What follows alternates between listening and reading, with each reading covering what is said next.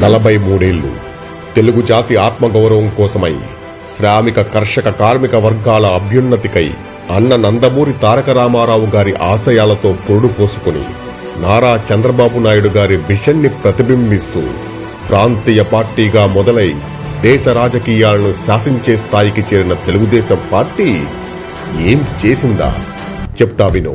40 ఏళ్ల క్రితం బ్రిటిష్ వారి నుండి వచ్చిన వ్యవస్థలో సొంత భూమి కోసం చేతులు కట్టుకుని నిల్చునే పరిస్థితిని బద్దలు కొడుతూ కరణం వ్యవస్థని రద్దు చేసి భూమి హక్కు పాస్బుక్లను ఇవ్వటమే కాదు, రైతు మోటార్లకు మీటర్లు తీసేసి 50 రూపాయలకే రైతులకు కరెంట్ ఇచ్చింది ఈ తెలుగుదేశం పార్టీ.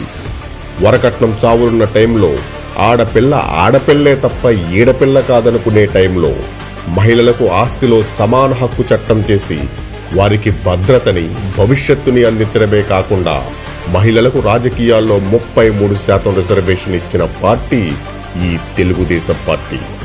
40 ఏళ్ల క్రితం కరువులో జొన్న అన్నం తింటూ బియ్యం కొనుక్కోవటం అంటే బలిసినోడి అవ్వారం అనుకునే టైంలో 2 రూపాయలకే కిలో బియ్యం ఇచ్చి లక్షలాది కుటుంబాల ఆకలి తీర్చింది ఈ తెలుగుదేశం పార్టీ. ఇప్పటి తరానికి తెలియకపోవచ్చు కానీ 11,000 కోట్ల రూపాయల రుణాలను మాఫీ చేసి వడ్డీ మీద 5% రాయితీ ఇచ్చిన పార్టీ మన తెలుగుదేశం పార్టీ. తెలుగు గంగ, పోతిరెడ్డిపాడు, గాలేరు, నగరీ ప్రాజెక్టుల ద్వారా రాయలసీమలో నీటి పరవళ్లు తొక్కించి పోలవరాన్ని పరుగులెత్తించి వ్యవసాయ రుణాలకు సింగిల్ విండో విధానం తెచ్చి ప్రాథమిక వ్యవసాయ పరపతి సంఘాలను నెలకొల్పి రైతులకు అండగా నిలబడింది ఈ తెలుగుదేశం పార్టీ.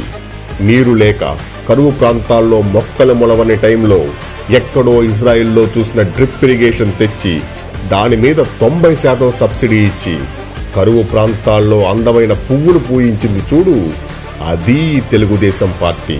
డ్వాక్రా సంఘాల ద్వారా మహిళా శక్తికి ఊతమిచ్చింది. మొట్టమొదటి మహిళా యూనివర్సిటీ, మొట్టమొదటి మహిళా స్పీకర్, ఆడపిల్లలకు సైకిళ్లు, దీపం పథకం, ఆడబిడ్డకు నిధి, పెళ్లి కానుక, స్కూలు విద్యార్థులకు శానిటరీ ప్యాడ్స్, మహిళలకు రైతు బజార్లలో షాపులు, డ్వాక్రా బజార్లు, మహిళలకు ఇళ్ల పట్టాలు ఇచ్చి మహిళా శక్తికి చేదోడుగా నిలిచి మోసధోరణుల్ని బద్దలు కొట్టింది మన తెలుగుదేశం పార్టీ.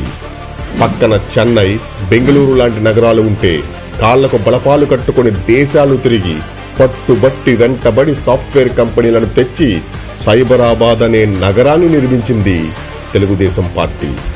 జీనోమ్ వ్యాలీ స్థాపించి హైదరాబాద్ ని ఫార్మా హబ్ గా మార్చి ఎక్వా పరిశ్రమకు ఊతమిచ్చి ఈజ్ ఆఫ్ డూయింగ్ బిజినెస్ లో రాష్ట్రాన్ని ఏకధాటిగా నెంబర్ 1 పొజిషన్ లో నిలిపింది మన తెలుగుదేశం పార్టీ. 75 ఏళ్ల ఆంధ్రప్రదేశ్ చరిత్రలో 22,000 మెగావాట్ల విద్యుత్ ఉత్పత్తి చేస్తే దాంట్లో 14,500 మెగావాట్లు అంటే 60% కరెంటు ఉత్పత్తి చేసి కరెంటు బిల్లు పెంచకుండా 24 గంటల కరెంట్ ఇచ్చింది కూడా ఈ తెలుగుదేశం పార్టీనే. ప్రభుత్వ స్కూల్స్ లో ఇంగ్లీష్ మీడియం తీసుకొచ్చింది. 4 డిఎస్సీలతో అత్యధిక టీచర్ల నియామకం చేసింది. పార్టీ రంగులు లేకుండా బట్టలు, బ్యాగులు అందించింది. ఊరుకో పాఠశాల ఉండాలనే నిర్ణయం తీసుకుంది.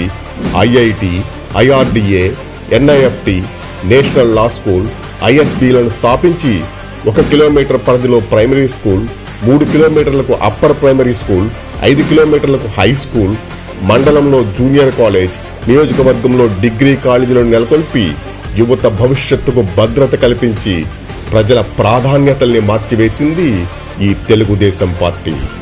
బీసీ కార్పొరేషన్, బీసీ భవనాలు, 34% బీసీ రిజర్వేషన్, వారి వృత్తికి టూల్ కిట్లు, తక్కువ వడ్డీకి రుణాలు, ప్రాధాన్యత కలిగిన నామినేటెడ్ పోస్టులు, ఎస్సీలకు బెస్ట్ అవైలబుల్ స్కూల్స్ పథకం, అంబేద్కర్ స్టడీ సర్కిళ్లు, అంబేద్కర్ విదేశీ విద్య, పరిశ్రమల ఏర్పాటుకు సబ్సిడీ మీద భూమి, క్రీడాకారులకు ప్రోత్సాహకాలు, ఇండోర్ స్టేడియంస్, ఏషియన్ గేమ్స్ నిర్వహణ, రైతులకు ఇన్పుట్ సబ్సిడీ, మట్టి పరీక్షలు, ఇంకుడు గుంటలు, చెరువు పూడిక తీతలు, రైతుల మోటార్లకు సోలార్ విద్యుత్ ఇచ్చి రాయలసీమను హార్టికల్చర్ హబ్ గా మార్చి ఫుడ్ ప్రాసెసింగ్ యూనిట్లు, కోల్డ్ స్టోరేజీలు కట్టి ఛార్జీలు పెంచకుండా అక్వా రైతులకు కరెంట్ ఇచ్చి పంట కొనుగోలు చేసి ఇలా ఎన్నో పథకాలు, పాలసీల ద్వారా ఈ రోజు ఆంధ్రప్రదేశ్ ప్రజల గతంలో, జీవితాలలో, వారి భవిష్యత్తులో పెనవేసుకుపోయింది ఈ తెలుగుదేశం పార్టీ.